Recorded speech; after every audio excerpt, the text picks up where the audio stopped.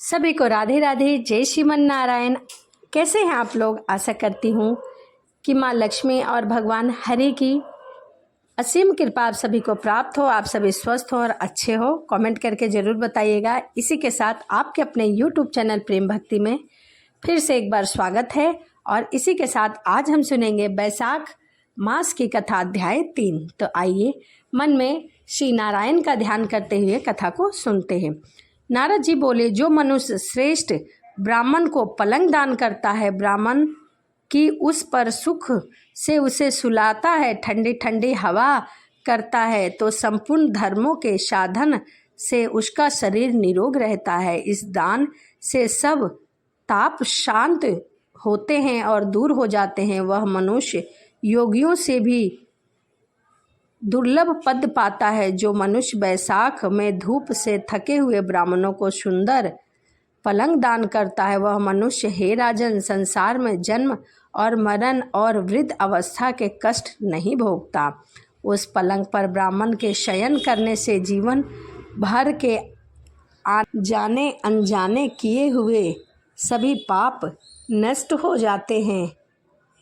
हे राजेंद्र, उसके पाप ऐसे नष्ट हो जाते हैं जैसे अग्नि के स्पर्श से कपूर नष्ट हो जाता है और मनुष्य निश्चय ही ब्रह्मपद को चला जाता है।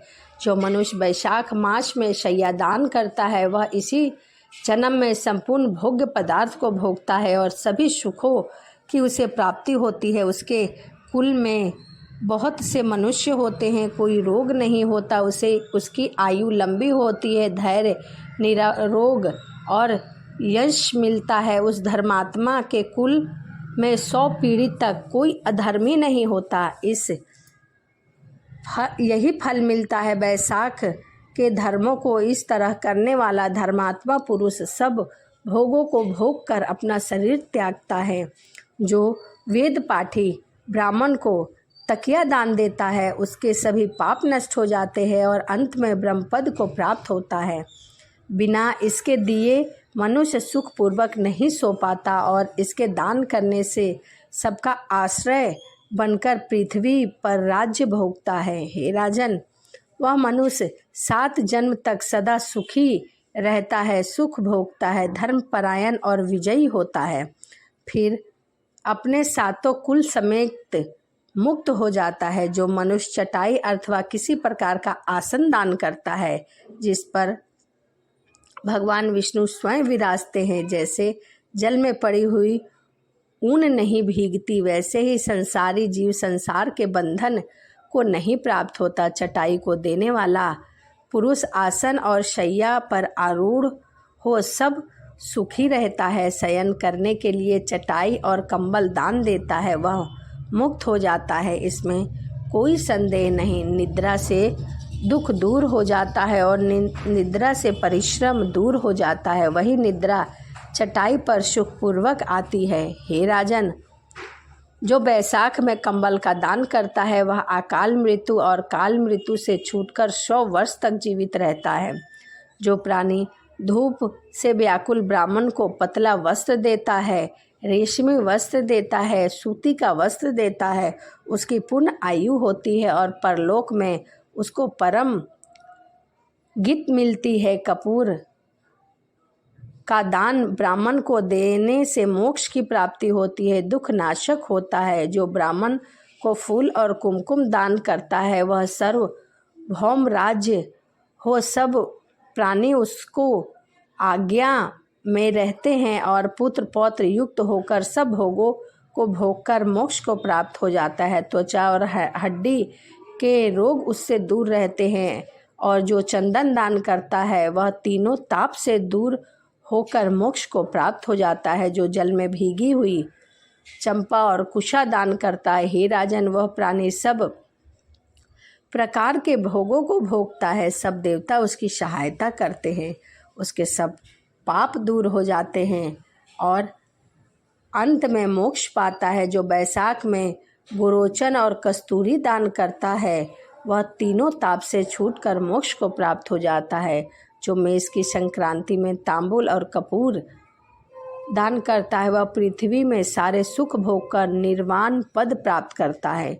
जो मनुष्य सेवती और जूही दान करता है वह सार्वभौम राज्य होकर अंत में मोक्ष को प्राप्त करता है। जो बैसाख मास में केतकी और मल्लिका दान करता है वह माधव भगवान की आज्ञा से मोक्ष पद पाता है। जो मनुष्य ब्राह्मण को सुपारी और सुगंधित द्रव्य दान करता है, हे राजन, जो नारियल दान करता है उसके पुण्य फल चित्त लगाकर सुनो। वह 7 जन्मों तक ब्राह्मण के घर जन्म लेता है और धनवान तथा वेद पाठी होकर फिर 7 कुल समेत विष्णु लोक को जाता है। हे राजन, जो प्राणी विश्राम मंडप बना ब्राह्मण को देता है विश्राम करने के लिए, उसके पुण्य के फल को कहने की मेरी सामर्थ्यता नहीं है।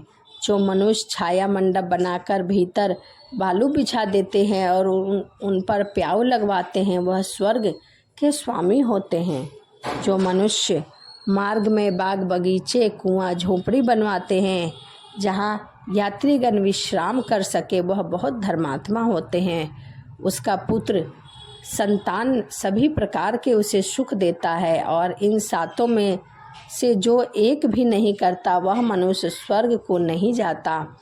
उत्तम शास्त्र का सुनना, तीर्थ यात्रा करना, सत्संग, जलदान, अन्नदान, पीपल का पेड़ लगाना, पुत्र होना, यह 7 प्रकार की संतान वेदाओं में कही गई है। अन्य सैकड़ों धर्म करने पर भी मनुष्य को संतान नहीं मिलती। इसीलिए संतान की इच्छा करने वाले को इनमें से एक कर्म अवश्य करना चाहिए। पशु पक्षी मृग और वृक्षों भी स्वर्ग सुख नहीं मिलता, फिर मनुष्य का तो क्या कहना। जो मनुष्य सुपारी, नागवल्लभी, कपूर, अगर, पान, सुपारी दान करता है वह निश्चय ही शारीरिक पापों से मुक्त हो जाता है और यश, धर्म और लक्ष्मी को प्राप्त करता है। रोगी रोगों से छूट जाता है और निरोगी मोक्ष को पाता है। जो बैसाख में तापनाशक छाछ का दान करता है वह विद्वान और धनवान होता है, इसमें संदेह नहीं, क्योंकि गर्मी के ऋतु तप के समान कोई दान नहीं। इसीलिए मार्ग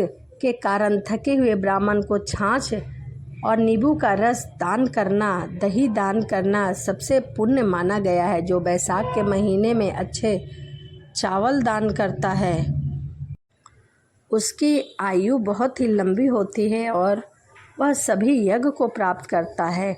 जो गौ का घी दान करता है वह अश्वमेध यज्ञ की प्राप्ति कर विष्णु भगवान के साथ बैकुंठ में आनंद पाता है।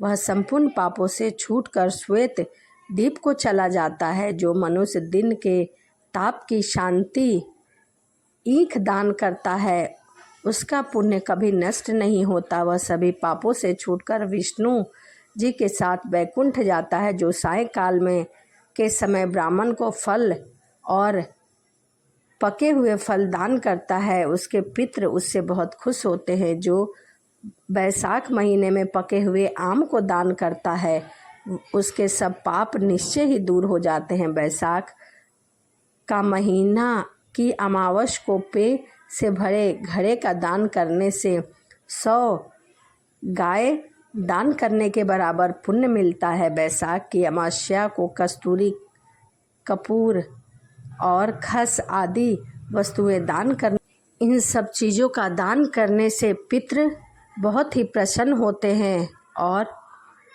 उन पर अपनी कृपा बनाए रखते हैं। तो यह बैसाख मास की कथा अध्याय 3 यहीं समाप्त होता है। इसी के साथ वीडियो को यहीं समाप्त करते हैं और आपसे मिलते हैं अगली वीडियो में। वीडियो आपको कैसी लगी कमेंट करके ज़रूर बताइएगा। राधे राधे, जय श्रीमन नारायण। सभी को राधे राधे, जय श्रीमन नारायण। कैसे हैं आप लोग? आपके अपने YouTube चैनल प्रेम भक्ति में फिर से एक बार स्वागत है और इसी के साथ आज हम सुनेंगे बैसाख मास की कथा अध्याय 4। नारद जी बोले, बैसाख मास में तेल मलना, दिन में सोना, कांसे के बर्तन में भोजन करना, खाट पर सोना, घर में स्नान, निसंदेह भोजन, दोबारा भोजन, यह सब वर्जित है। बैसाख के महीने में नियम पूर्वक कमल के पत्तों पर भोजन करने से सब पापों से निवृत्ति होकर विष्णु लोक मिलता है। बैसाख की दोपहरी में थके हुए ब्राह्मणों की चरण सेवा करने से सब व्रतों के उत्तम व्रत के बराबर पुण्य मिलता है। जो दोपहर में के समय मार्ग पर चलने से अपने घर आए हुए ब्राह्मण को सुंदर आसन देकर उनके चरण दबाते हैं, उनके चरण धोते हैं और मस्तक पर छिड़कते हैं, वह सभी बंधनों से मुक्त हो जाते हैं और सभी तीर्थ के बराबर उन्हें पुण्य मिलता है। जो मनुष्य बैसाख मास में स्नान नहीं करते और कमल के पात्र पर भोजन नहीं करते, वह गधे योनि में जन्म लेते हैं। जो मनुष्य हष्ट-पुष्ट, रोगहीन और स्वस्थ होकर भी बैसाख में स्नान नहीं करते, वह चंडाल की योनि पाता है। हे राजन, बैसाख के महीने में मेष की क्रांति के दिन बाहर जाकर किसी तीर्थ पर स्नान नहीं करता, वह कुत्ते की योनि पाता है। जो मनुष्य इस बैसाख मास को बिना स्नान किए अथवा बिना दान किए व्यतीत करता है, वह पिशाच योनि में जाता है और पाप और दुख कभी दूर नहीं होते। बैसाख मास में नदी में स्नान करके विष्णु भगवान के में मन लगाना चाहिए। तीनों जन्मों से संचित सभी पाप नष्ट हो जाते हैं। प्रातःकाल सूर्य उदय होने पर सागर से मिलने वाली नदियों में स्नान करने से 7 जन्म के सभी पाप शीघ्र ही नष्ट हो जाते हैं। बैसाख के महीने में बावड़ी में स्नान करने से बड़े बड़े पाप दूर होते हैं। जो घर के अलग गौ के चरण रखने की जगह के समान जल भरा हो, वहाँ गंगा आदि जल डालकर सब नदी निवास करते हैं, तब बात निश्चय है। जो इस बात को जानता है उनको संपूर्ण तीर्थ से भी अधिक फल मिलता है। हे राजन, रसों में दूध अधिक और दूध में दही अधिक और दही में घृत उत्तम है। ऐसे ही महीनों में कार्तिक मास उत्तम है, कार्तिक से भी अधिक बैसाख मास उत्तम है। महीनों में जो धर्म किया जाता है वह बीज की तरह बढ़ता है। धन संपन्न और पराधीन भी जो वस्तु मिल जाए वह ब्राह्मण को देनी चाहिए। कंदमूल, फल, साग, नमक, गुड़, बैर, छाछ जो वस्तु दान दी जाएगी अपवित्रत होती जाएगी। कोई बड़ा मकान अच्छा, सुंदर और सब सामग्रियों से शोभ्यमान हो, उस पर छत न हो तो शोभा नहीं होता। ऐसे ही जो मनुष्य और महीने में सब प्रकार के धर्म करता है और बैसाख मास में कुछ नहीं करता, तो उसका यह धर्म करना व्यर्थ है। जैसे सुलक्षणी स्त्री पिता के विद्यमान होने से ही लक्षणवती होती है, इसी तरह सभी धर्म भी होते हैं, बैसाख में न करने से वह व्यर्थ होते हैं। जैसे दया न होने पर सब व्यर्थ है, वैसे ही बैसाख में धर्म के बिना सब व्यर्थ है। सभी पुण्य बैसाख में ही होने चाहिए। जैसे किसी रूपवती स्त्री का अच्छा श्रृंगार होने पर भी बिना वस्त्र सुहाविनी नहीं लगती, ऐसे ही मनुष्य अनेक प्रकार के धर्म दान कार्य कर ले परंतु बैसाख मास में नहीं करता तो वह शोभा प्राप्त नहीं होता। इसीलिए जैसे प्रत्येक बैसाख में धर्म करना उचित है, वैसे ही मधुसूदन की पूजा करना भी उचित है और स्नान दान भी उचित है। बैसाख मास काफ़ी फलदायक है और इसके मधुसूदन भगवान देवता हैं। तीर्थ यात्रा, तप, यज्ञ, दान, होम आदि सब इसमें हितकारी है। मधुसूदन देवेश बैसाख मास में इन्हीं की पूजा होती है। सर्वप्रथम उठकर नदी आदि में स्नान करके माधव की पूजा करनी चाहिए, सूर्य को जल देना चाहिए। ऐसा करने से पितृ प्रसन्न होते हैं और सभी दोष खत्म होते हैं। बैसाख मास में मेष की संक्रांति में स्नान कर आपको अर्घ देता हूँ, इसे भली भांति ग्रहण कीजिए।